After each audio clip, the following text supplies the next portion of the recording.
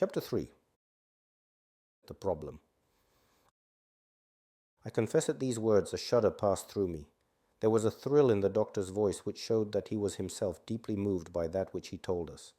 Holmes leaned forward in his excitement, and his eyes had the hard, dry glitter which shot from them when he was keenly interested. "You saw this?" "As clearly as I see you." "And you said nothing?" "What was the use? How was it that no one else saw it?" "The marks were some 20 yards from the body, and no one gave them a thought. I don't suppose I should have done so had I not known this legend." "There are many sheepdogs on the moor." "No doubt, but this was no sheepdog." "You say it was large?" "Enormous." "But it had not approached the body?" "No." "What sort of night was it?" "Damp and raw." "But not actually raining?" "No." "What is the alley like?" "There are 2 lines of old yew hedge, 12 feet high and impenetrable. The walk in the center is about 8 feet across." "Is there anything between the hedges and the walk?" "Yes. There is a strip of grass about 6 feet broad on either side." "I understand that the yew hedge is penetrated at one point by a gate?" "Yes, the wicket gate which leads on to the moor." "Is there any other opening?" "None. So that to reach the yew alley one either has to come down it from the house, or else to enter it by the moor gate." "There is an exit through a summer house at the far end." "Had Sir Charles reached this?" "No, he lay about 50 yards from it." "Now tell me, Dr. Mortimer, and this is important, the marks which you saw were on the path and not on the grass?" "No marks could show on the grass." "Were they on the same side of the path as the moor gate?" "Yes, they were on the edge of the path on the same side as the moor gate."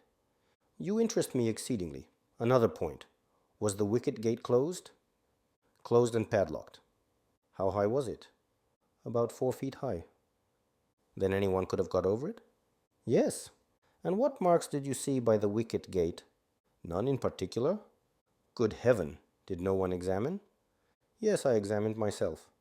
"And found nothing?" "It was all very confused. Sir Charles had evidently stood there for 5 or 10 minutes."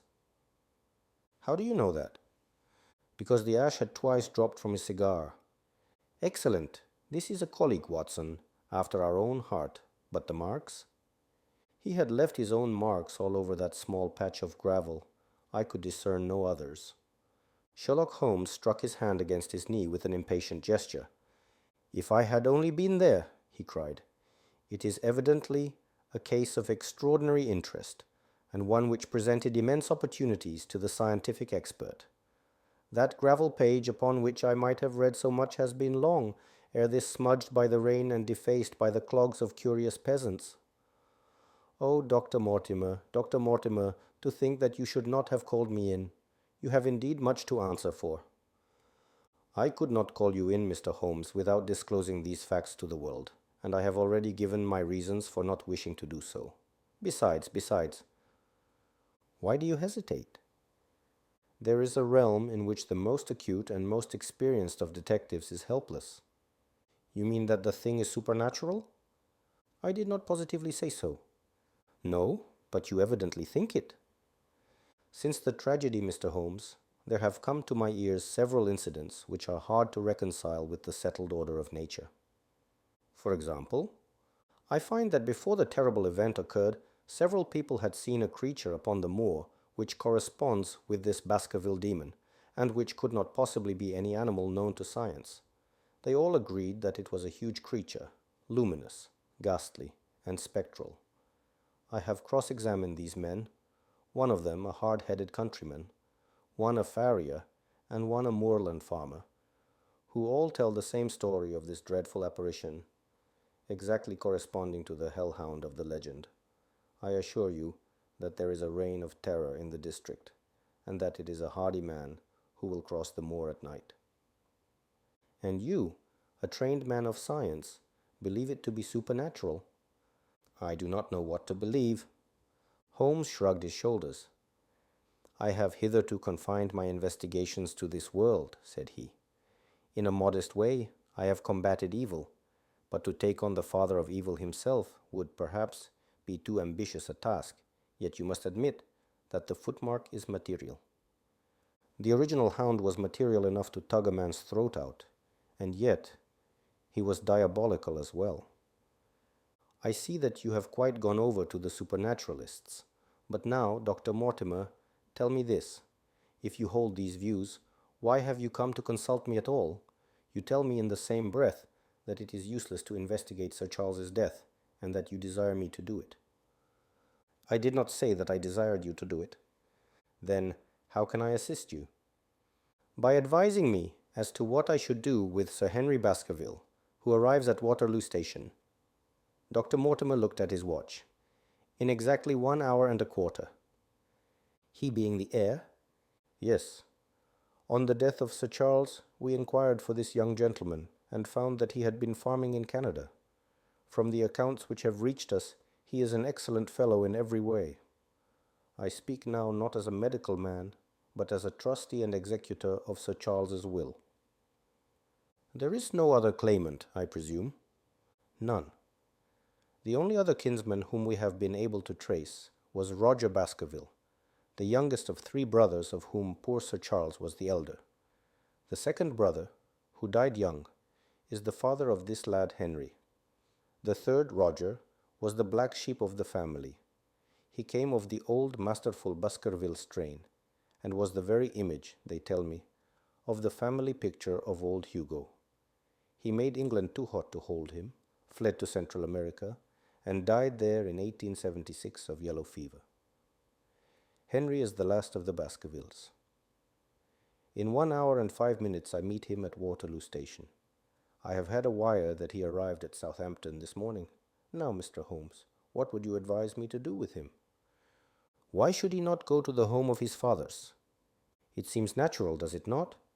And yet, consider that every Baskerville who goes there meets with an evil fate.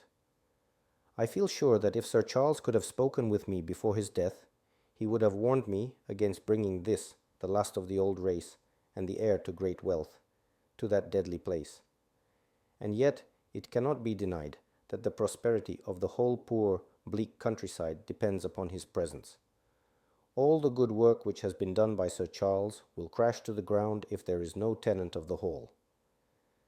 I fear lest I should be swayed too much by my own obvious interest in the matter, and that is why I bring the case before you and ask for your advice. Holmes considered for a little time. Put into plain words, the matter is this, said he. In your opinion, there is a diabolical agency which makes Dartmoor an unsafe abode for a Baskerville. That is your opinion? At least I might go the length of saying that there is some evidence that this may be so. Exactly.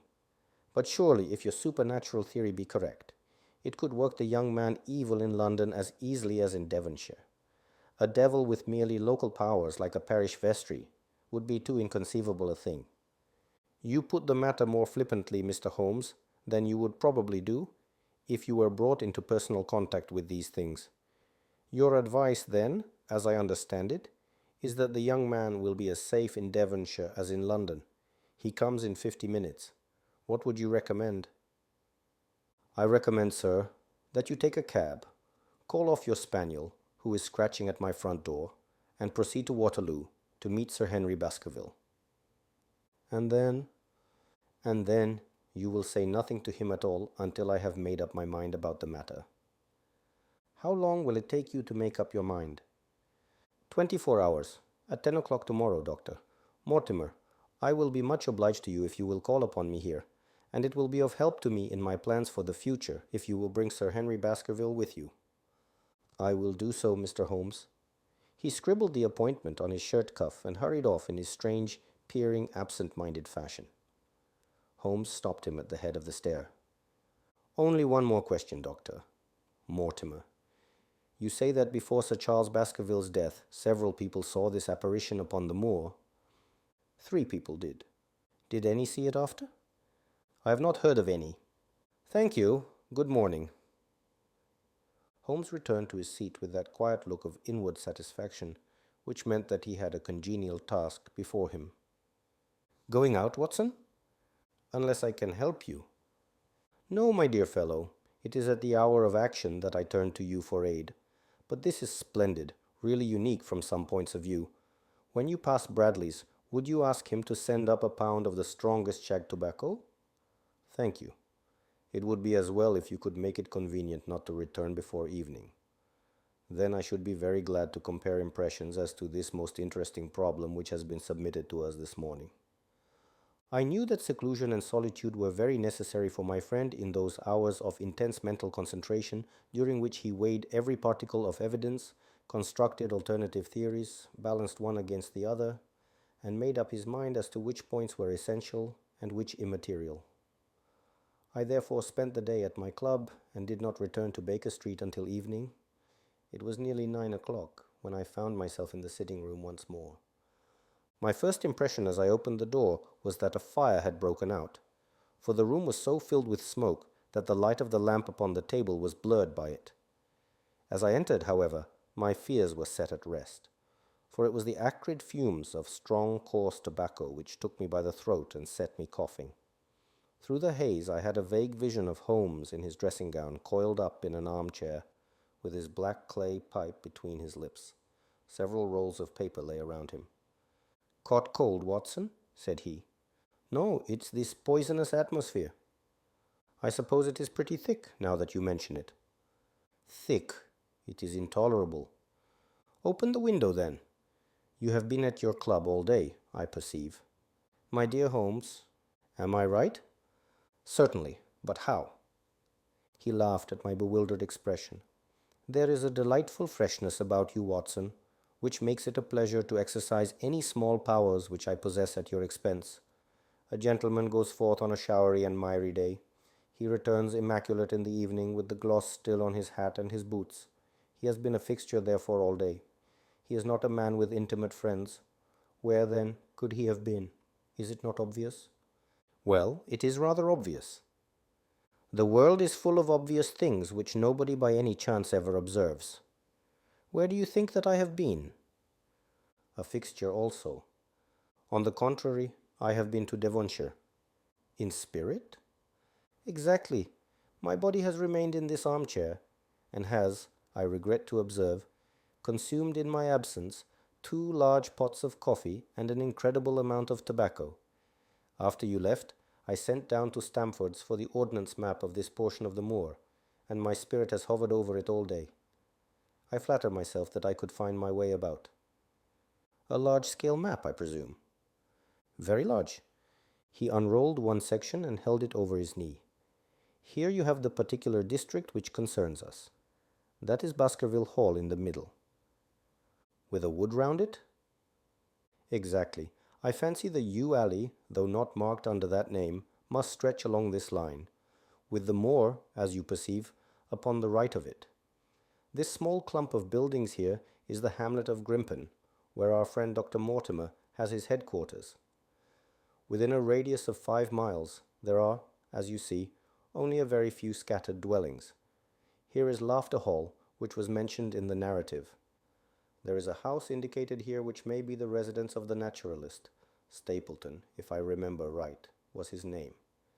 Here are 2 moorland farmhouses, Hightor and Falmire.